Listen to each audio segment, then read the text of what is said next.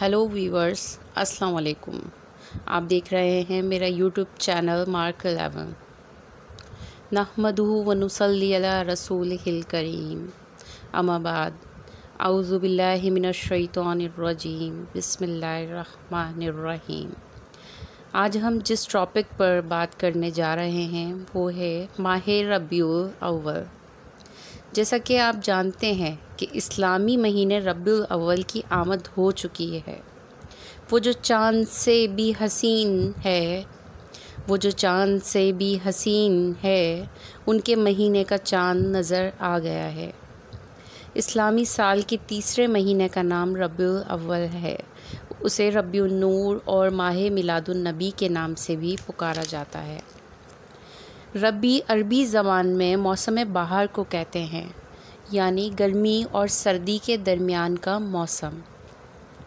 جب اس مہینے کا نام رکھنے کا مرحلہ آیا تو یہ مہینہ فصل ربی یعنی موسم بہار کی ابتدا میں آیا تھا۔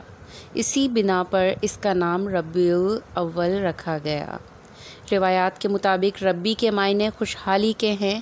یہ وہ مبارک مہینہ ہے جس میں محسن انسانیت، باعث تخلیق کائنات حضرت محمد صلی اللہ علیہ وآلہ وسلم اس دنیا میں جلوہ افروز ہوئے۔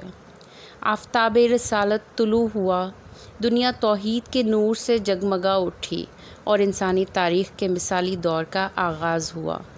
ربیع الاول کا مہینہ اسلامی تاریخ میں ایک منفرد حیثیت رکھتا ہے۔ ماہ ربیع الاول کو جو برتری و فضیلت حاصل ہے وہ حضرت محمد صلی اللہ علیہ وآلہ وسلم کی ولادت باسعادت کی بدولت حاصل ہے۔ وہ عرش کا چراغ ہیں، میں ان کے قدموں کی دھول ہوں۔ اے زندگی گواہ رہنا، میں بھی عاشق رسول ہوں۔ آپ صلی اللہ علیہ وآلہ وسلم کی دنیا میں تشریف آوری نے بنی نوع انسان کو جینے کا طریقہ اور زندہ رہنے کا سلیقہ عطا کیا۔ وَمَا أَرْسَلْنَاكَ إِلَّا رَحْمَةً لِّلْعَالَمِينَ۔ حضور صلی اللہ علیہ وآلہ وسلم کو تمام جہانوں کے لیے رحمت بنا کر بھیجا گیا۔ آپ کو رحمت للعالمین کا نام دیا گیا کیونکہ اس دنیا میں کوئی بھی شخصیت ایسی نہیں جو 100% مکمل ہو، مگر آپ کی پرسنالٹی زندگی کے ہر میدان میں 100% ہے۔ As a leader, as a neighbour, آپ سے اچھا کوئی نیبر نہیں، آپ سے اچھا کوئی بیٹا نہیں، آپ سے اچھا کوئی والد نہیں۔ بیماروں کی تیمارداری میں آپ سے بہتر کوئی نہیں۔ آپ نہایت شفیق، نہایت مہربان، نہایت سچے، ایماندار، مثلاً زندگی کے ہر معاملے میں 100% پورے اترے۔ بازار تو سجا دیے عشق مصطفیٰ میں،